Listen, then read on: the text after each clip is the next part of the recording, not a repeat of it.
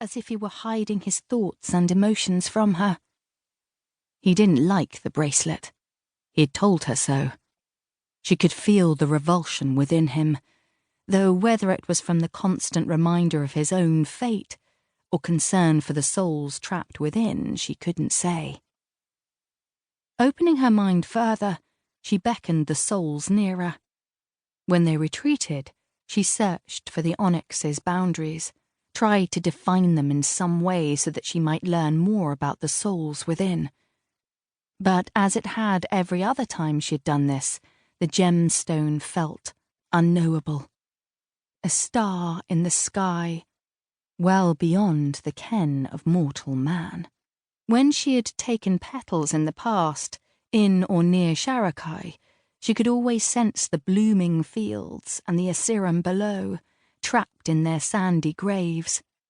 Even now she could feel them, far, far to the west of the cavern, where she and Karim now hid.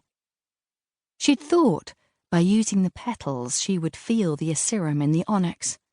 She'd hoped to be able to puzzle out its secrets, to use the asirim's shared bond to free them from their prison, or failing that, simply speak with them, as she did with Karim.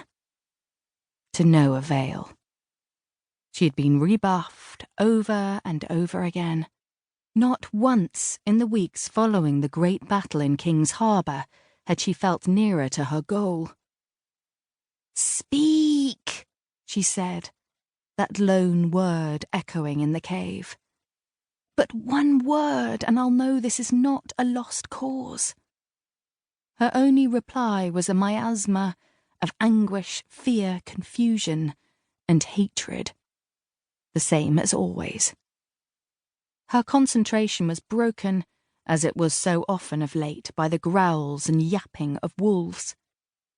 She was tempted to simply let it go on, but when the sound became more fierce, and she felt panic emanating from Karim, she pulled away from the souls in the bracelet. "Forgive me," she whispered, and rushed up the winding tunnel toward the sun. She was out of breath by the time she reached the cavern's entrance, where, spread before her, in a protective fan, were her pack of maned wolves. They had placed themselves between Karim and the entrance to Çeda's cave. Directly before Karim's crouched form was Mist, a white wolf, hunkered low, ears laid back, teeth bared as a deep growl issued from her throat. She was the very wolf Çeda had stumbled across with Emre on her first trip to the blooming fields.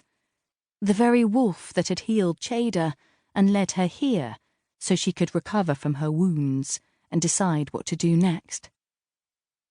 "Karim," Çeda said as she approached. Karim didn't acknowledge her. He was staring at Mist, his jaundiced eyes wild and nervous, as if he couldn't understand how he had come to be here. His disorientation had been getting worse the longer they hid from the king's forces.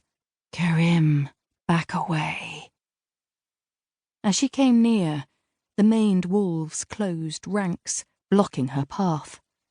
The largest among them, the scared one she had named Thorn, was padding behind Karim.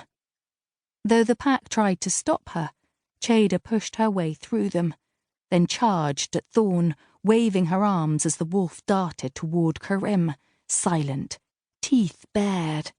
"Thorn! No!" Karim turned, arms raised, just in time for Thorn to claw him, to tear at his shriveled, blackened skin. Karim could have killed him with one blow. The asirim were inhumanly strong. But he didn't.